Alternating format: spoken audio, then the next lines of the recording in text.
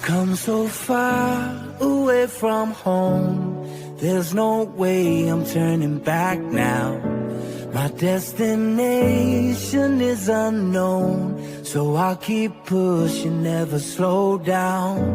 A big blue sky, a pocket of dreams, a head full of hopes, possibilities. I'm taking a chance to reach for the stars.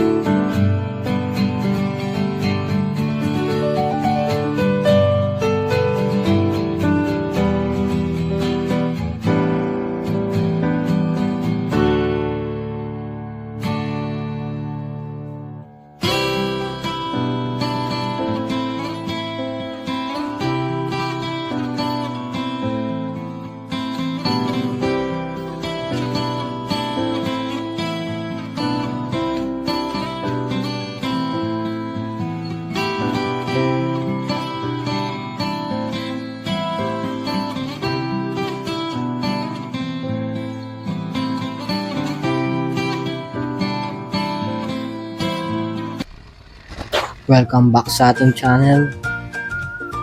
Ito na yung last part ng linis serya natin. Tinimis 4 ko na pala yung speed nito dahil sa kung hindi ko gagawin yun baka umabot ng 30 minutes or 25 yung video. Since patapos na rin naman yung paglilinis, baka manawa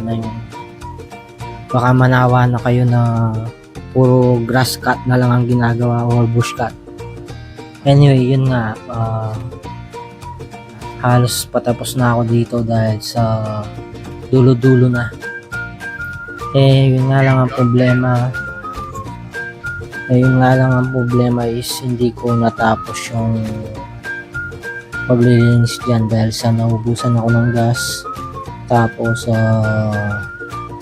na memory full pa yung action camera ko, kaya hindi ko siya gaano natapos. Pero buti na lang yung DJI Neo yun na video ko yung last na paglinis, I mean yung lugar na nalinis.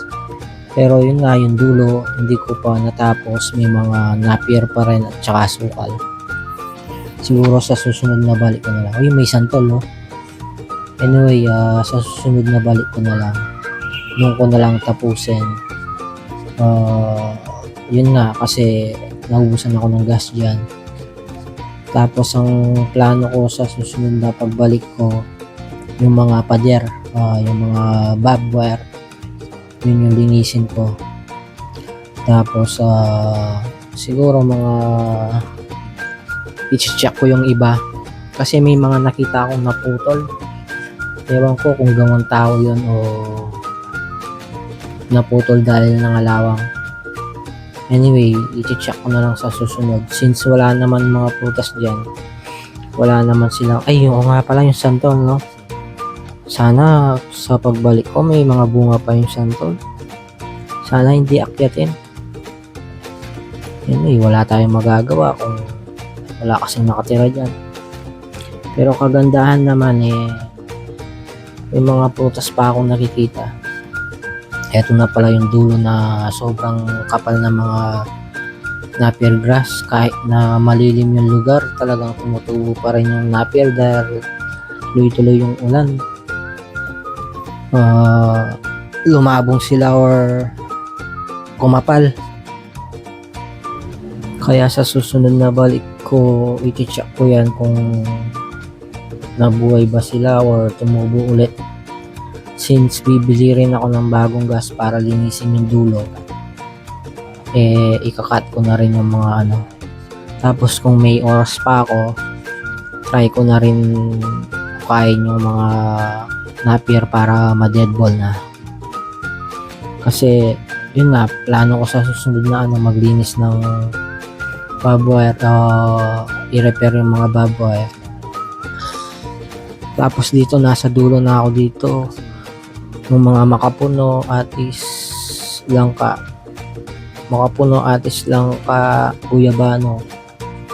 Yan yung mga tanim dyan sa bandang likod. Tapos yan yung atis tsaka dragon fruit.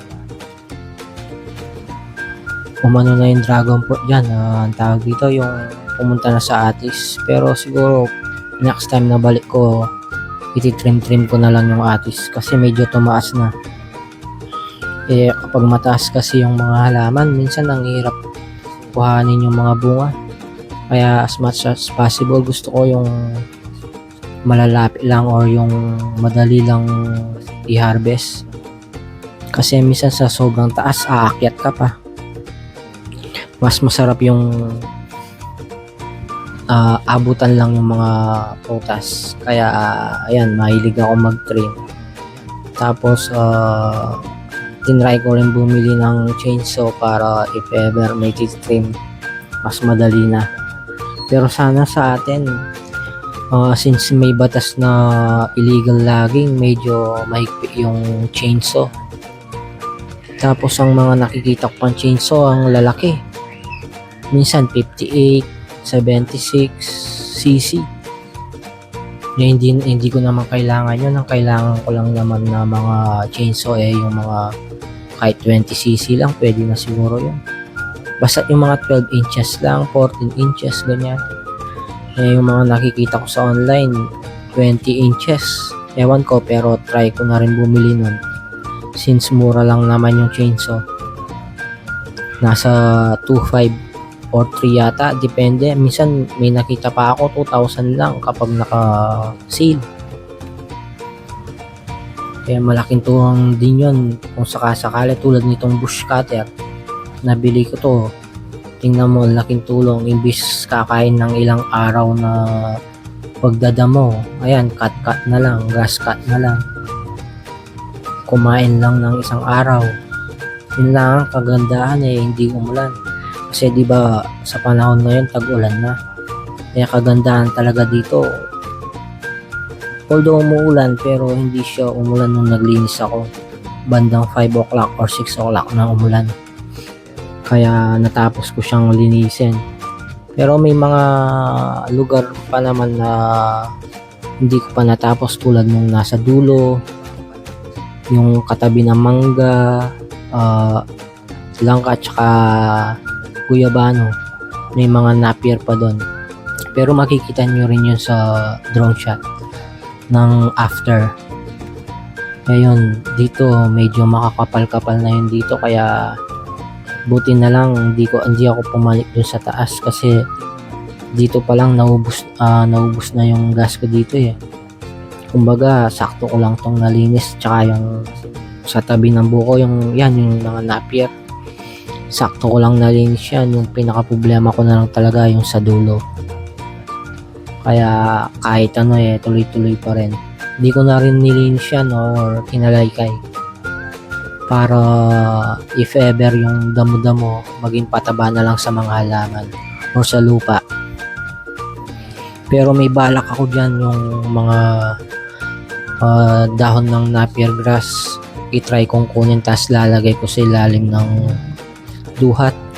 Kasi ang problema ko sa duhat, nung tinignan ko siya, may mga yung umaakyat yung mga vines na halaman, yung damo na vines, yung umaakyat siya tapos umiikot sa halaman. Yun, medyo marami yung nakita ko, kaya itatry kong takpan yun para mamatay yung mga vines. Tapos itatry ko rin i-clearing. Kumbaga parang kakalbuin ko yung duhat para pag tumubo siya uli, maganda yung dahon niya. At saka yun nga, maganda yung dahon, at saka baka sakali magbunga na. hindi pa rin siya namumungay. 5 years na yan ang pagkaalam ko. Galing sa binhi yan. Galing sa binhi, malalaki ang bunga niyan eh. Kaso yun nga, kung alam ko lang, nag-drafting na lang sana ako. Eh kaso, yung hiningan ko niyan, pinatay na yung halaman. Kaya wala naman ako mahanap na ibang duhat na malapit dito sa amin. Ayan na yung na-clearing ko.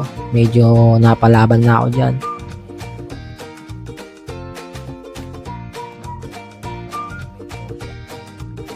Ayan, nadali ng alambre.